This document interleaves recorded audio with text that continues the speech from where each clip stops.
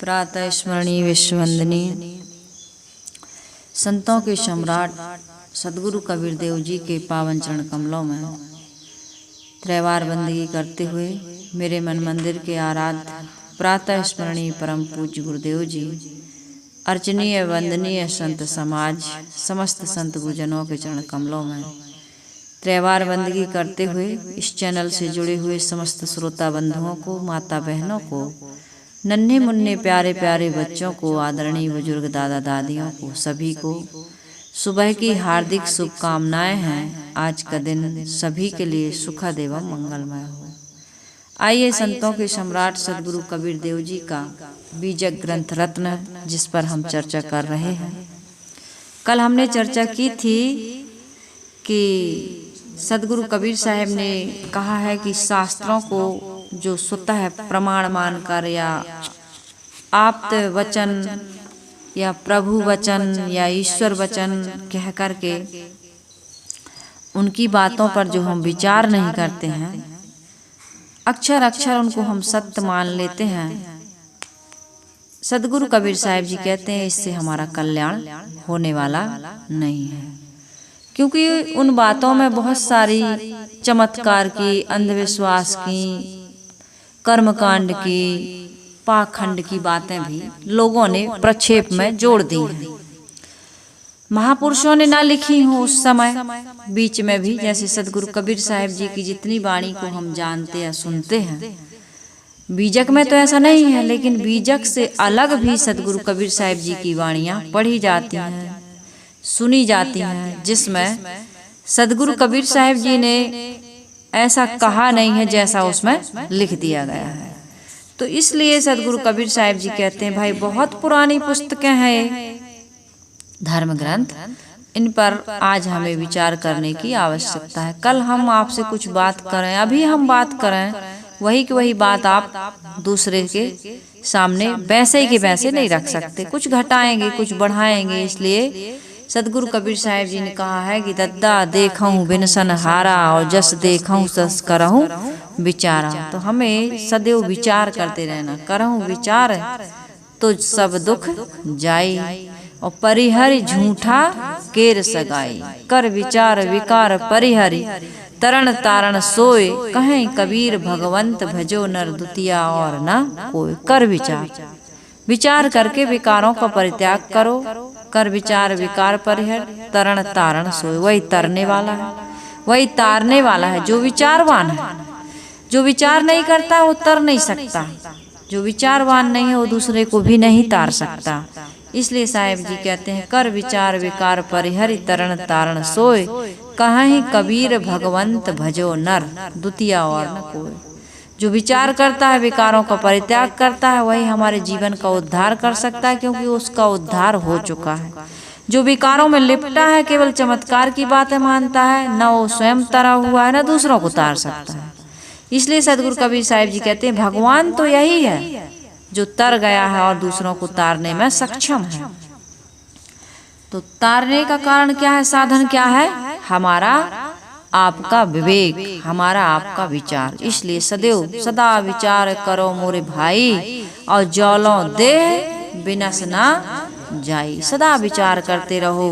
जो व्यक्ति विचार करता है वो विकारों में नहीं पड़ता है, चमत्कारों में नहीं पड़ता है, अंधविश्वास में नहीं भटकता है, पाखंड में नहीं उलझता है। इसलिए सदगुरु कबीर साहब जी कह रहे हैं उपर्युक्त बातें सुन करके शास्त्रों के जो भक्त हैं, लोगों ने अपनी भावना का बयान दिया कि ये तो वेद शास्त्रों की बातें हैं, इनमें विचार करने की आवश्यकता नहीं, ये तो ईश्वरीय एवं खुदाई बातें हैं, आप पुरुषों के द्वारा कहे गए वचन हैं, हम थोड़ा भी विचार नहीं कर सकते। यदि इन पर हम विचार करते हैं तो क्या हो जाएंगे? नास्तिक हो जाएंगे, वेदीन हो जाएंगे, काफिर हो जाएंगे, लोग हमें अपवित्र कहेंगे। इसलिए गुरुओं ने इन शास्त्रों की बातें हमारे ऊपर जो थोप दी हैं, हम तो उन्हें मानेंगे, उन पर ना नूचा नहीं कर सकते। उन्होंने कह दिया है कि धर्म शास्त्र ईश्वरवाणी है, आप्त वचन है, इसे इनकार ना करना अन्यथा नरक में जाओगे। तो महाराज हम शास्त्रों को स्वतः प्रमाण मानते हैं, उन पर विचार नहीं कर सकते। तो सदगुरु उन लोगों को फटकारते हैं कि भाई ऐसे में तुम्हारा नुकसान है, ऐसे में तुम्हारा उद्धार नहीं हो सकता है। साहब कहते हैं ये शास्त्रों की जो बातें हैं ना, ये कैसी हैं, नकली हैं। ये सदगुरु कबीर साहब जी कह रहे हैं, ये बड़े कलेजे की बात है। और जिसके अंदर में आत्मधन होगा, आत्मज्ञान होगा, समझ होगी, विवेक होगा, वही कह सकता। वरना कहते भैया हम कुछ नहीं जानते। कई लोग कहते ना, कहे भाई तुमने ऐसा काम क्यों किया, तो हम कुछ नहीं जानते, हमें तो जो कहा था हमने वही किया, चाहे वो सही हो गलत हो, इसमें हानि हो लाभ हो नुकसान हो चाहे फायदा हो, हम कुछ नहीं जानते, हमको कह दिया है इसलिए हम कर रहे हैं। एक बड़ी मनोरंजक कहानी हमारे आश्रम में क्या हुआ, एक दिन एक घटना घटी, सच्ची घटना है। एक लड़का आता है आश्रम में, कभी कभी वो इस आश्रम से बिल्कुल बचपन से जुड़ा है, क्योंकि यहीं का है, गांव का। तो मैं उससे पूर्व परिचित हूँ, मेरी उम्र से बहुत आधी उम्र का है, आधे से भी कम। तो मुझे बहुत मानता है। तो मैंने कहा बेटा यहाँ पर आम का पेड़ लगा है, अच्छी बड़ी सी थुनिया गाड़ देना, एक लकड़ी गाड़ देना, क्योंकि ये आम बारिश में हवा में गिर जाता है, सीधा सीधा जा रहा है। तो उसने कहा ठीक है। मैंने कहा कुछ जलपान कर लो, उसके बाद में इसमें एक मोटी सी लकड़ी गाड़ देना। बोला ठीक है साहब जी। मैं क्या अच्छी मोटी गाड़ना, क्योंकि आम बड़ा हो रहा है और दोबारा ना गाड़ना पड़े, अच्छी मजबूत और मोटी और बड़ी लकड़ी गाड़ना। कहे ठीक है साहब जी। जलपान किया, मैं लग गई सेवा में। और वो सब्बल लेकर के आया और एक छोटा सा आम था, एक बीता का, वहां गड्ढा करने लगा। मैं निश्चिंत की भाई बताई हूँ बड़ी थुनिया गाड़ना है, मोटी लकड़ी, अच्छी लंबी लकड़ी, मजबूत गाड़ना। तो मैंने कहा देख तो लूं एक बार। देखो हर व्यक्ति को कहते हैं ना, हरवाही खेती नहीं होती है ना। तो किसी को आप काम सौंपोगे ना, तो जैसा आप चाहते हो वैसा नहीं होता है, कि होता है। कोई ऐसा समझदार मिल जाए आपको, तो हो सकता है आपने जो सोचा था उससे अच्छा कर दे। ऐसा हम नहीं कहते कि नहीं करने वाले नहीं हैं, लेकिन बहुत कम, लाखों में कोई एक आध मिलेगा, हजारों की तो छोड़ दो। तो मैंने इस सिद्धांत को मैं मानती हूँ, मेरा काम मैं जब तक देख न लूँ या खुद न कर लूँ तब तक मुझे संतोष नहीं होता। तो मैंने कहा कि चलो भाई मैं देख लूँ। तो देखी तो एक बीता आम वहीं कहीं ऐसे बरसात भूग नहीं जाते हैं, तो उसमें गाड़ रहा था वो। तो मैंने कहा बेटा इसमें कैसे गाड़ रहे हो तुम।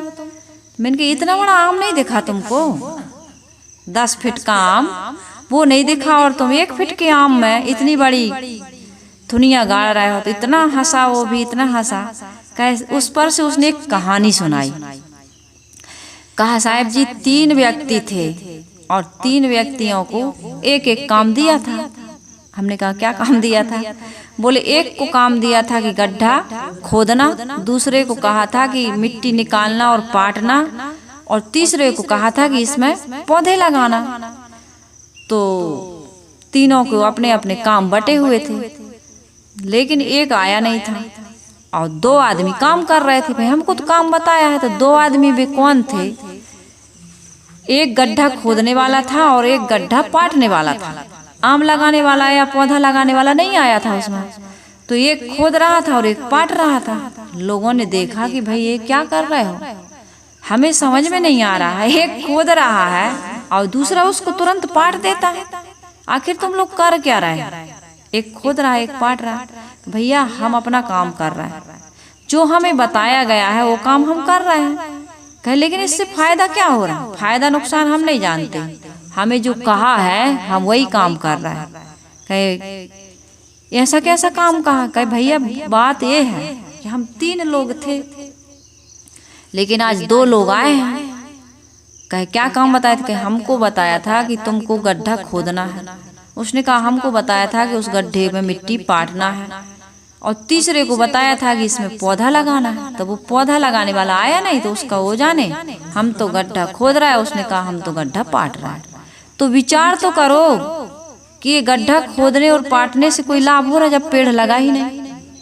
इसी प्रकार से सदगुरु कबीर साहिब जी कहते हैं कि कुछ विचार करो कि जो धर्म शास्त्रों में लिखा है, जो भी बातें, कि राम के नाम लेने से मुक्ति हो जाती है, पाप कट जाते हैं, मनोकामनाएं। राम ही का नाम नहीं, कोई भी देवी देवता का किसी भी प्रकार, नदी में नहाने से पाप कट जाते हैं, एकादशी व्रत रहने से पाप कट जाते हैं। और ऐसी ऐसी कथाएं लिखी हैं, बहुत सारी अंधविश्वास पूर्ण चमत्कार पूर्ण बातें लिखी हैं कि अमुक नदी में नहा लो, वहाँ बाल कटवा के बेणी डाले आओ, या मुंडन करवा लो, यहाँ पिंडदान कर दो, यहाँ गरुड़ पुराण सुन लो, यहाँ विष्णु पुराण सुन लो, तुम्हें मुक्ति मिल जाएगी, तुम्हें इस धाम में स्थिति मिल जाएगी, भगवान के दर्शन हो जाएंगे। इन तमाम बातों पर सदगुरु कबीर साहब जी सुंदर सुव्यवस्थित ढंग से, वैज्ञानिक ढंग से हमें समझाने का प्रयास कर रहे हैं कि इन धर्मशास्त्रों में जो लिखा है और जिसको हम और आप अक्षर अक्षर सत्य मान रहे हैं,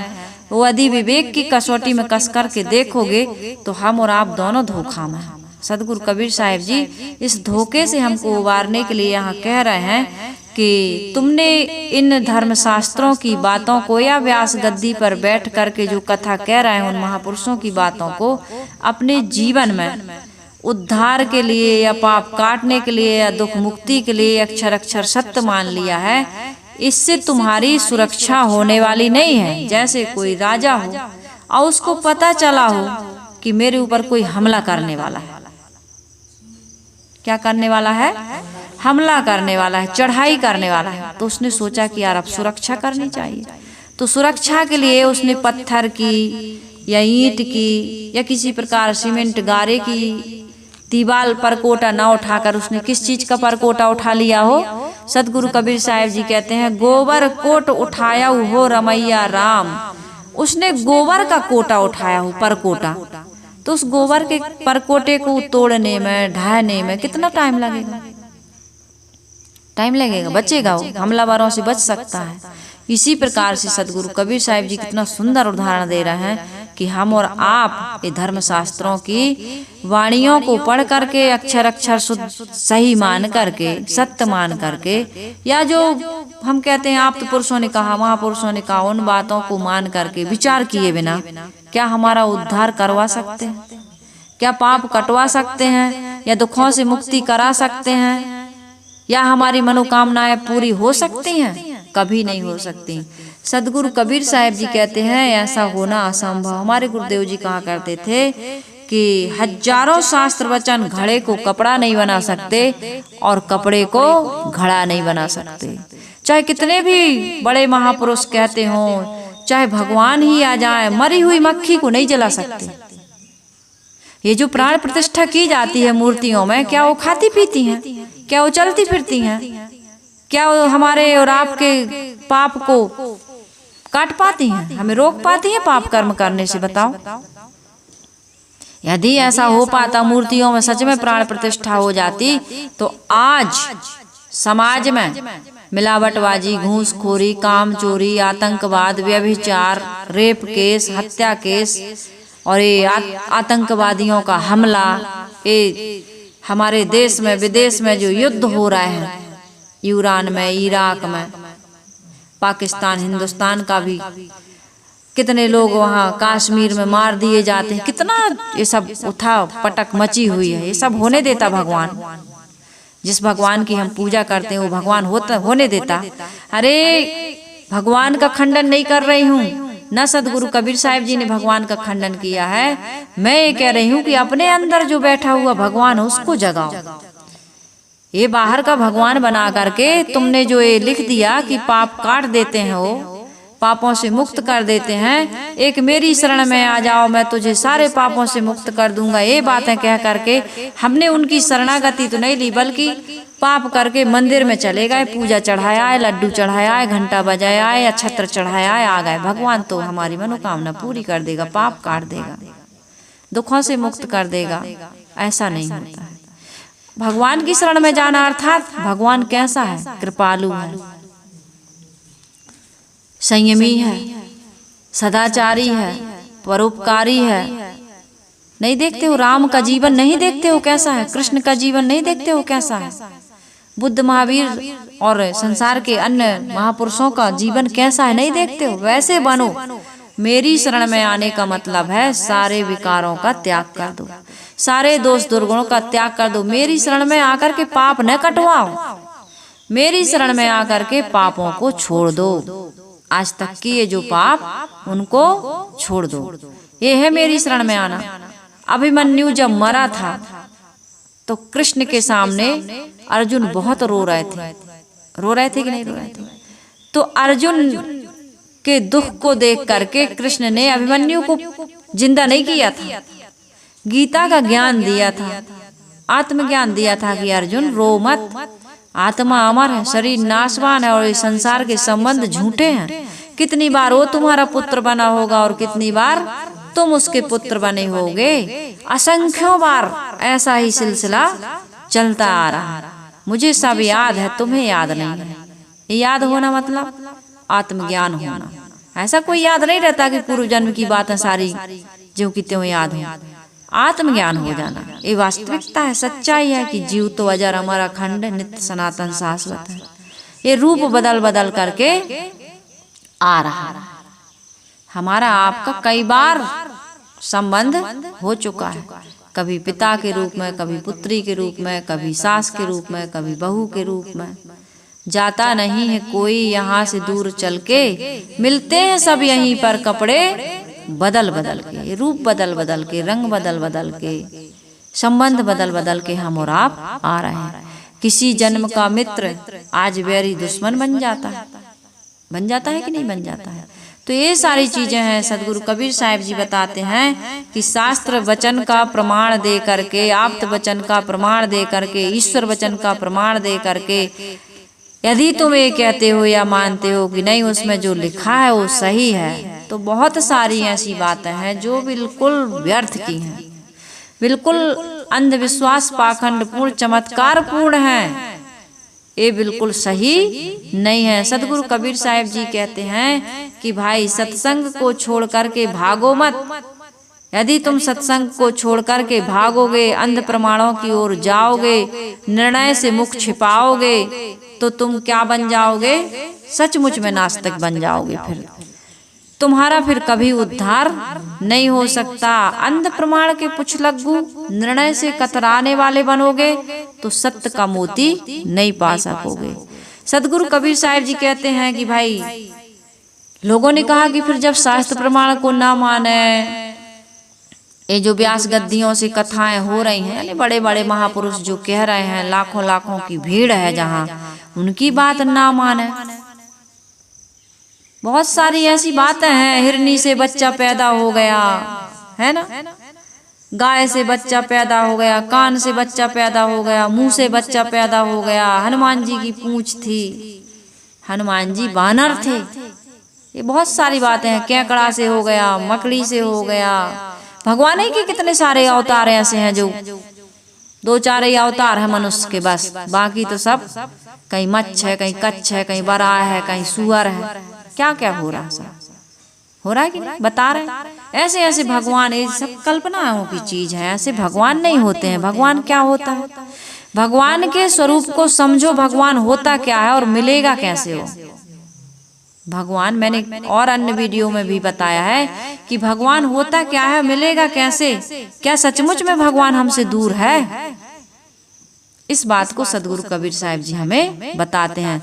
साहिब कहते हैं भगवान मिलेगा कैसे? लोगों ने कहा भाई जब उन बातों को हम नहीं मानेंगे तो हमें भगवान कैसे मिलेगा, दुख दूर कैसे होगा, मनोकामनाएं पूरी कैसी होगी? सदगुरु कबीर साहिब जी कहते हैं मन बुद्धि जहाँ न पहुँचे हो रमैया राम, तहाँ खोज कैसे होए हो रमैया राम। कई शास्त्र कहते हैं कि आत्मा से अलग परमात्मा है और उस परमात्मा में मन बुद्धि की पहुँच नहीं है। कई शास्त्र ऐसा कहते हैं कि उसे मन बुद्धि के द्वारा नहीं समझा जा सकता, अर्थात हम उसे मन बुद्धि से नहीं जान सकते। ये बात तो गोस्वामी जी भी कहते हैं। गो गोचर जहाँ लग मन जाई, सो सब ब्रह्म जानो भाई। कहा है क्या? माया जानो भाई। साहेब ने कहा है, यहाँ गोस्वामी जी ने कहा है, साहेब कह दी मैं, गोस्वामी जी ने कहा है कि ये सब माया है जो मन से, बुद्धि से, स्थूल इंद्रियों से जिसका तुम्हें ज्ञान प्राप्त हो रहा है, जो तुम सोच रहे हो, विचार रहे हो, चिंतन कर रहे हो, ये सब क्या है? माया है, वहाँ तुम्हारी पहुँच नहीं है। इसलिए साहिब कहते हैं उसे मन तथा बुद्धि से नहीं जाना जा सकता। इस प्रकार के प्रमाण तो शास्त्रों में बहुत हैं, परंतु यहाँ एक देना काफी है। कैन उपनिषद के ऋषि भी कहते हैं कि वहाँ आँख नहीं पहुँचती, वहाँ वाक्य नहीं पहुँचते, मन नहीं पहुँचता, हम उसे नहीं जानते। अरे जब साधन ही वहाँ तक नहीं पहुँच पा रहा तो कैसे जानोगे बताओ? वहाँ तक पहुँच का साधन ही नहीं है तो कैसे जानोगे? तो साहिब कहते हैं कि वहाँ पर जानने का साधन एक ही है। क्या है? सदगुरु कबीर साहिब जी कहते हैं कि भाई हमने तो आज तक उपनिषदों में या शास्त्रों में ये भी सुना है कि वहाँ हमारी मन बुद्धि नहीं पहुँच रही है, वहाँ हमारी पहुँच नहीं है, वो पहुँच की वस्तु है ही नहीं, वह ज्ञात अज्ञात से परे है। हमने यही सुना है, इसलिए हम यही आपको सुना रहे हैं। वो है क्या मैं नहीं जानता। सत्य क्या है असत्य क्या है मुझे इसका बोध नहीं है। वेदों में भी लिखा है, शास्त्रों में लिखा है। सदगुरु कबीर साहिब जी कहते हैं मनुष्य के पास जो भी ज्ञान हो रहा है बाहर का ज्ञान है, क्योंकि इंद्रियां बाहर की ओर खुली हुई हैं। अंदर का ज्ञान कैसे प्राप्त होगा? इससे जो जानने में आता वह सब क्या है? जड़ है और विषय है। मन बुद्धि की उसमें पहुंच ही नहीं है। साहिब कहते हैं कि सारी खोज के साधन आँख आदि 5 ज्ञान इंद्रियां हैं, मन बुद्धि आदि स्थूल और सूक्ष्म इंद्रियां हैं। यदि इनसे परमात्मा की खोज नहीं होती है तो परमात्मा का ज्ञान कैसे होगा, उसकी खोज कैसे होगी? लोगों को बड़ा सदगुरु कबीर साहिब जी ने शंका में डाल दिया। वे बड़े भयभीत हो गए।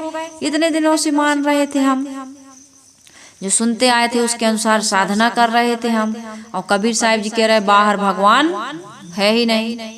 तेरा साहेब है घट भीतर, बाहर नैना क्यों खोले, मन मस्त हुआ फिर क्यों बोले। बाहर भगवान नहीं है। यदि बाहर भगवान होता तो आज तक मिल गया होता।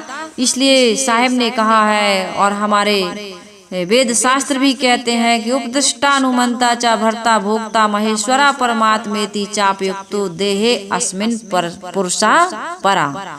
इस देह में निवास करने वाला प्रकृति से परे जो चेतन है पुरुष वही दृष्टा है। दृष्टा अर्थात दृश्य नहीं है, वो दृष्टा है। दृश्य ये संसार है और दृष्टा मैं, देखने वाला मैं स्वयं हूँ, चेतन हूँ, आत्मा हूँ। जैसे आँख संसार के रूप को देखती है, आँख रूप नहीं है, रूप विषय का ज्ञान करती, लेकिन आँख किससे देखती है? आँख का भी स्वामी है।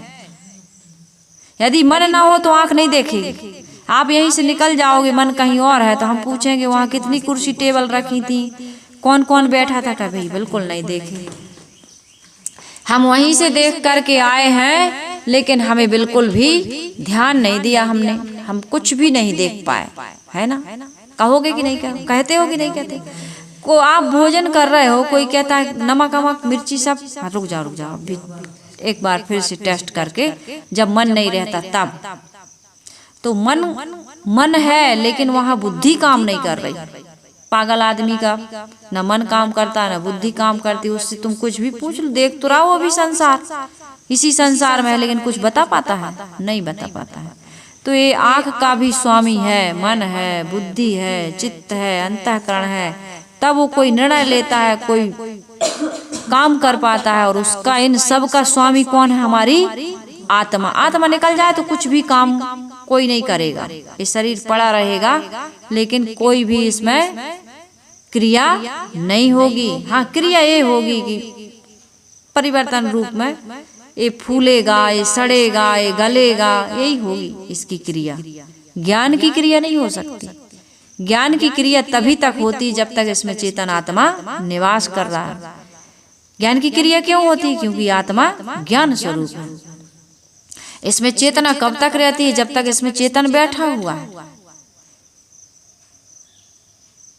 यदि चेतन निकल जाए तो कोई भी चेतने वाली क्रिया होगी, ज्ञान वाली क्रिया होगी? नहीं हो सकती है। इसलिए कह रहे हैं उपदृष्टानुमंता चा भर्ता भोक्ता महेश्वरा परमात्मेति चापयुक्तो देहे अस्मिन पुरुषा परा। दृष्टा, अनुमंता, प्रेरक यानी भर्ता भोक्ता महान ईश्वरों का ईश्वर परमात्मा कहाँ बैठा है? हमारे अंदर। साहिब ने कहा तुम पूरब खोज रहे हो, अरे तुम पश्चिम खोज रहे हो। पूरब दिशा हरि को बासा, पश्चिम अल्लाह मुकामा। अरे भाई दिल माँ खोज, दिलई माँ खोजो, ही है करीमा रामा। कबीर जेते आत्मा तेते साली ग्राम। पाहन बोलनहारा पूजिए, पाहन से क्या काम। मन मक्का दिल द्वारका काया काशी जान। 10 द्वारे का देहरा, तामे ज्योति पिछान। 10 द्वारे का है पिंजड़ा, इसमें ज्योति जल रही, जगमगा रही है। ये ज्ञान की ज्योति जगमगाने वाला आंख से देख रहे हो, कान से सुन रहे हो, कौन किसकी सत्ता से, उसको नहीं जानते हो। मंदिर में जाते हो, मस्जिद में जाते हो, गुरुद्वारा में जाते हो, ये थोड़ी चाहिए था। कहाँ कहाँ जाते हो, बस एक जगह नहीं जाते हो। कहाँ, जहाँ वो है। कहाँ है वो, कहाँ पर है वो, भीतर। तुम भाग रहे हो बाहर की ओर, बाहर कहाँ मिलेगा वो। बाहर तो जड़ प्रकृति का पसारा है। आप खूब भटक के देख लो, बाहर कभी ना किसी को मिला है और ना मिलने वाला है, चाहे तुम कुछ भी कर लो।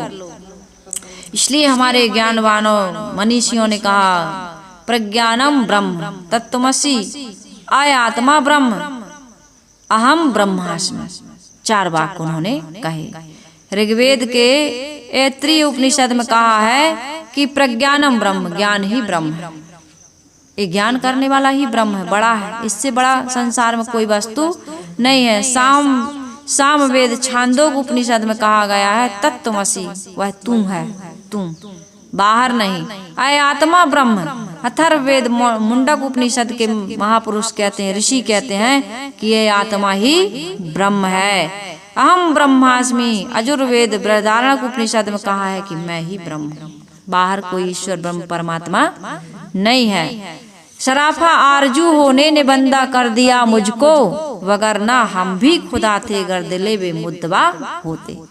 ये हमारे अंदर में जो इच्छाएं हैं, कामनाएं, इनने हमें गुलाम बना दिया और इसके कारण से हम दुखी हो गए। अब भगवान खोज रहे हैं, देवी देवता खोज रहा है, नदियों में नहा रहा है। पाप कर लिया हमने बहुत सारा, इसलिए उपाय सोच रहे हैं कि हाजमूला मिल जाता तो पच जाता।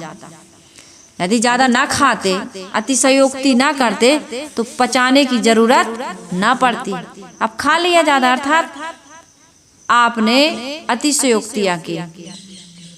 ना देखने योग, ना खाने योग, ना सूंघने योग, ना चखने योग, को खूब खाया पिया चखा रहे। जवानी है, जवानी के मजे ले लो, खूब खाओ पियो, खूब उधार लेके, लूट के, छल से, कपट से, दंभ से, पाखंड से, नीति अनीति का कोई ध्यान।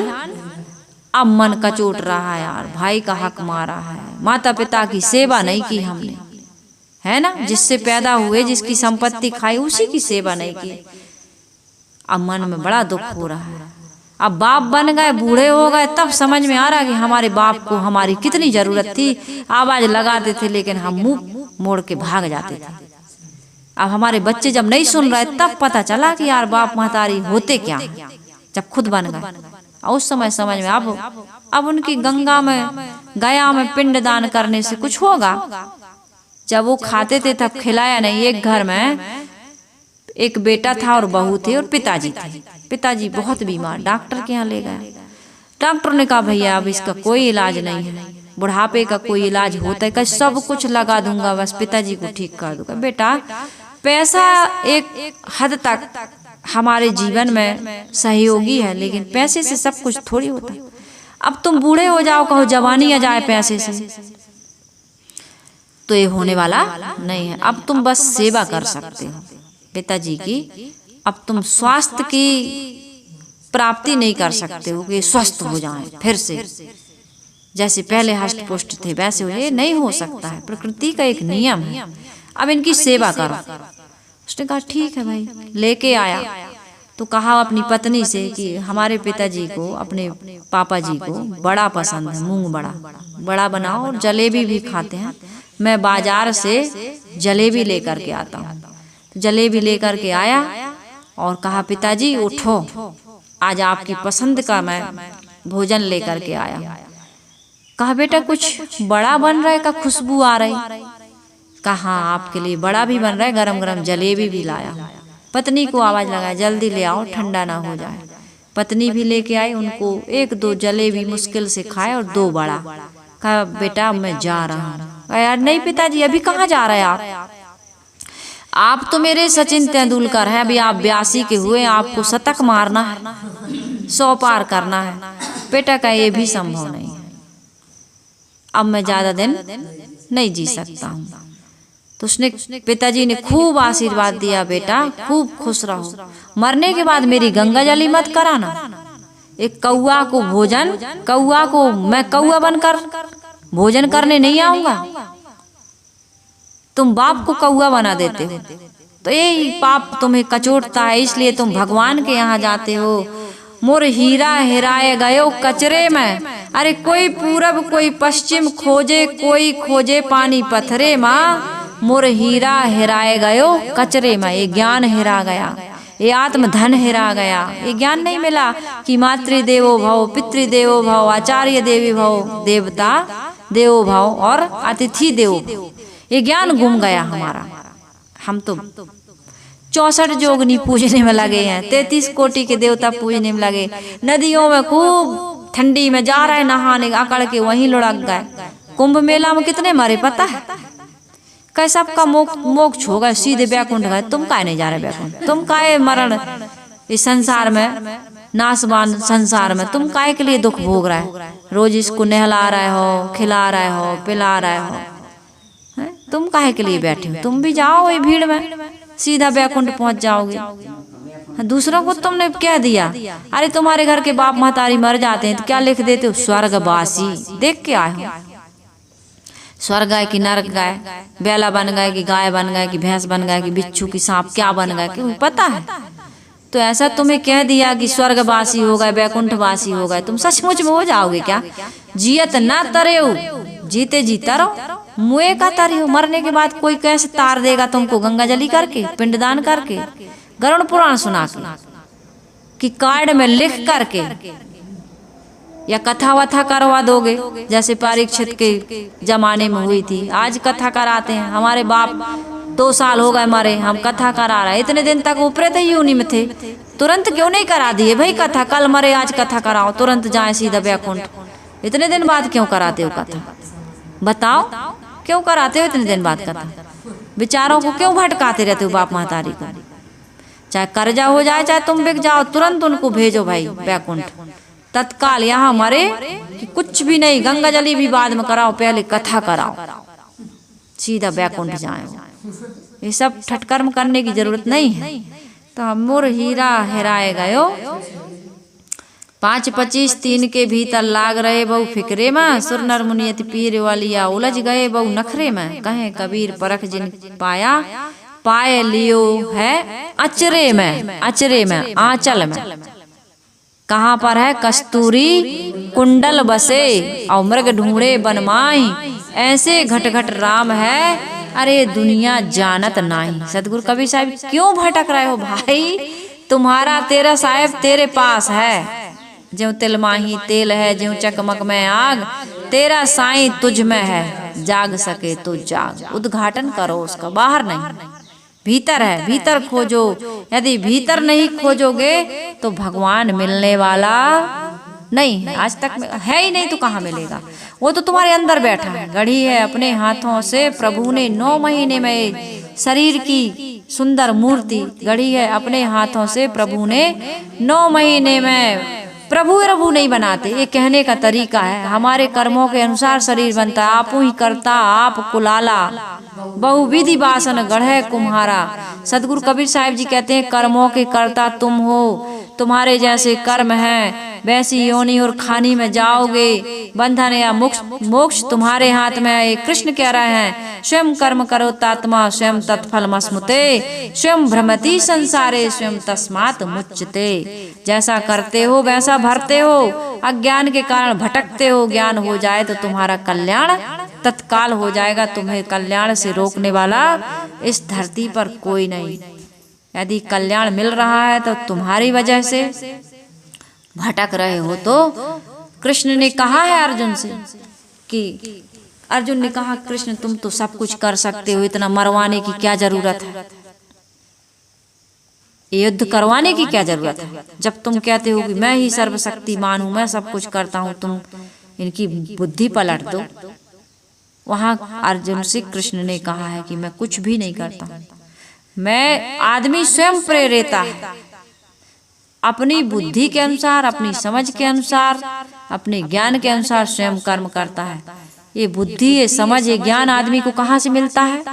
सदग्रंथों से, संग से, माता पिता से, गुरु से, यहीं से तो मिलता है। इसलिए वो व्यक्ति सौभाग्यशाली है जिसको संस्कारी माता पिता मिल जाएं, स्वरूप ज्ञान, स्वरूप बोध देने वाले, स्वरूप में स्थिति प्राप्त करने वाले ऐसे सदगुरु मिल जाएं।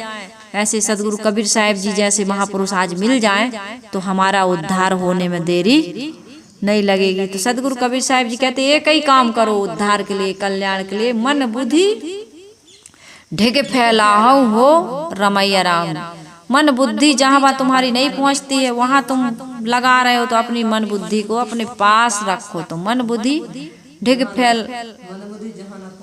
मन बुद्धि जहां न पहुंचे हो रमैया राम। सदगुरु कबीर साहब कह रहे मन और बुद्धि से न खोजो उसको, मन बुद्धि जिसकी सत्ता से चल रहे हैं उस सत्ता को समझो, तभी हमारा आपका उद्धार होगा। उसे खोजना नहीं है, वह तो मनुष्य को मिल भी नहीं सकता। यदि फिर भी तुम उसे खोज रहे हो तो ये तुम्हारी आत्मा की तुम अवहेलना कर रहे हो। आत्मा से कोई संबंध तुम्हारा नहीं है, इसलिए तुम बाहर भटक रहे हो। और यह भी सच है कि जो मन बुद्धि में आता है वह क्या है?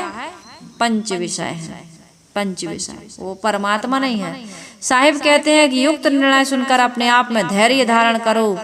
ये ना सोच लेना कि भगवान बाहर नहीं है तो उसको कैसे खोजें। साहिब ने कहा तुम्हारा परमात्मा तुम्हारे पास है, जो तुम्हें मिलेगा वो तुम्हें मिलेगा और तुम्हें कुछ देगा। तुम स्वयं परमात्मा हो। तुम सारे विकारों को छोड़ दो, बस तुम्हें बाहर से कुछ नहीं चाहिए। तुम्हें केवल इच्छाएं ही छोड़नी है, कुछ पाना नहीं है। ना तुम्हें परमात्मा पाना है, ना मोक्ष पाना है, ना शांति पाना है, कुछ भी नहीं पाना है। ये बड़ी पहेली टाइप की है, पहेली टाइप की बात है।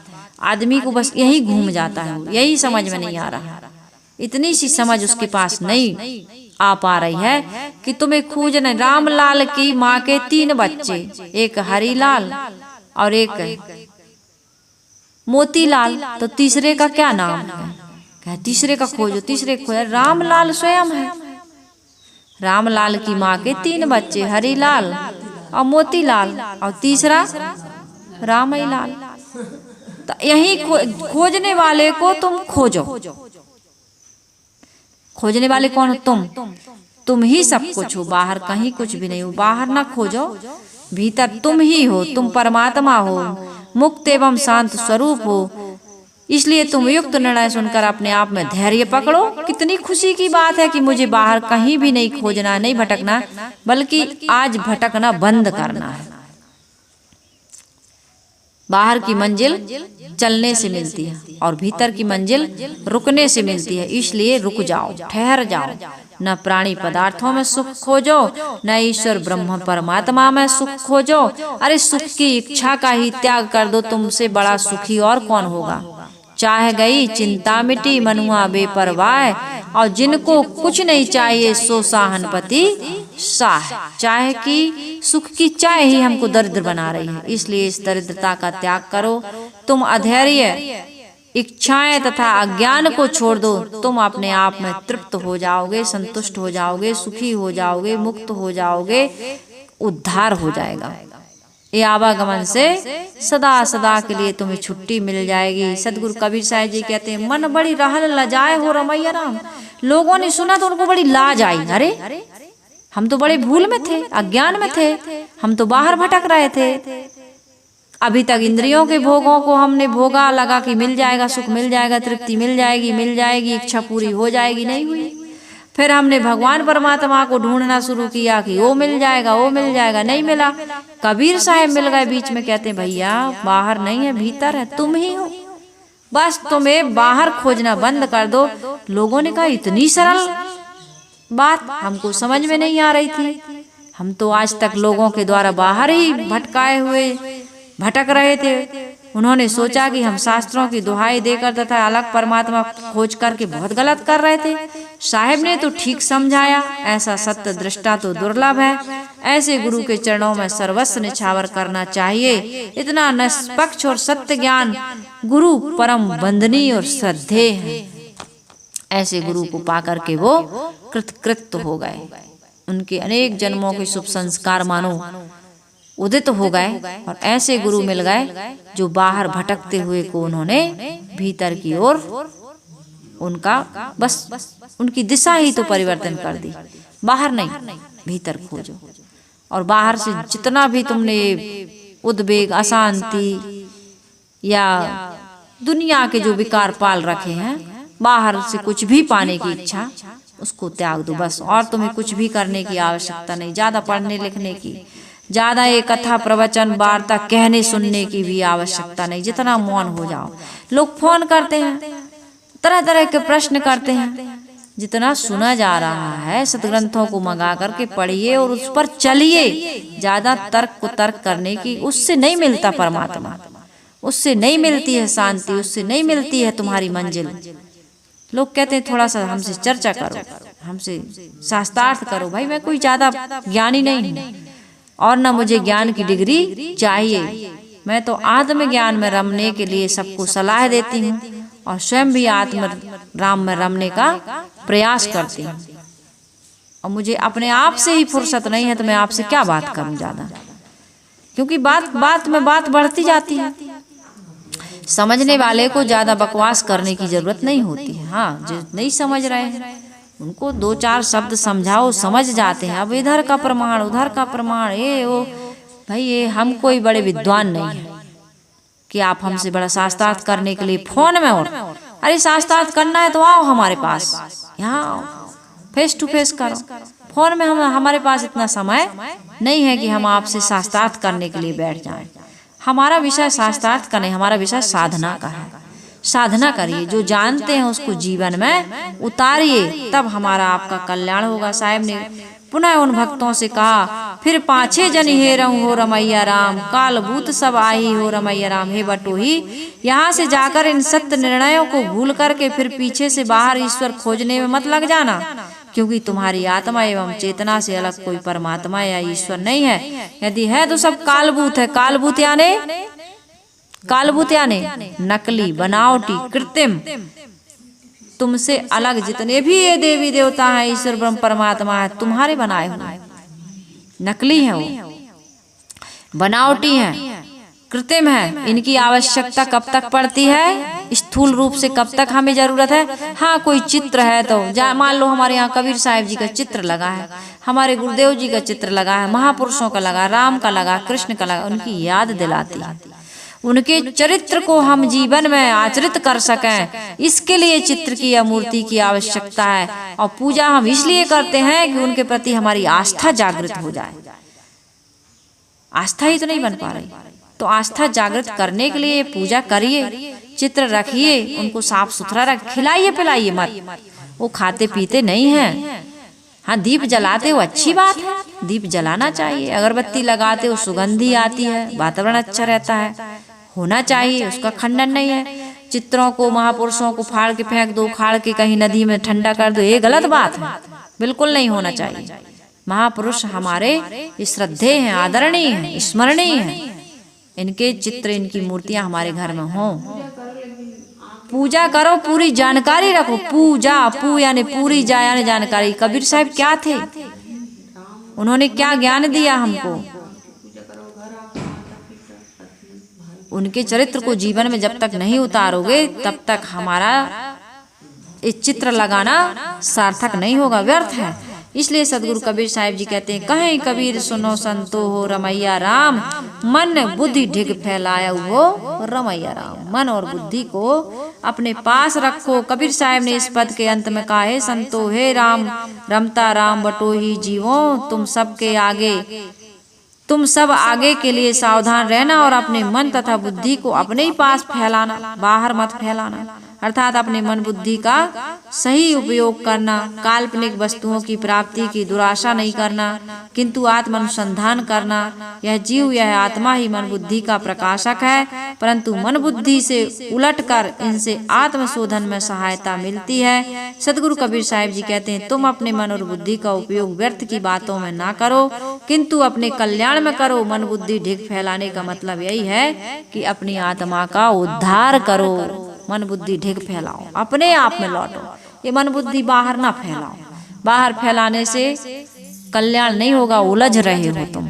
इस बात पर विचार करो। काफी लंबी चर्चा सदगुरु कबीर साहिब जी के इस बेली प्रकरण में आपके बीच रखी गई है। इस चर्चा को आप खूब सुनिए, मनन करिए, चिंतन करिए और इसके अनुसार जीवन में कुछ परिवर्तन करिए। बाहर से लौटकर भीतर प्रवेश करिए, तभी यह कथा सत्संग सुनना सार्थक और सफल होगा। ये मानव जीवन की प्राप्ति सफल सार्थक होगी। तो मेरा आप सभी से विनम्र ये निवेदन है कि बाहर ना खोजो, भीतर खोजो, क्योंकि तुम्हारा सारा सुख, सारी शांति ईश्वर ब्रह्म परमात्मा बाहर नहीं भीतर है। तो आप सब भीतर की ओर लौटें। इन्हीं शुभकामनाओं के साथ मैं वाणी को विराम दे रही हूँ। आइए हम सभी लोग मिलकर के गुरु की वंदना कर लेते हैं।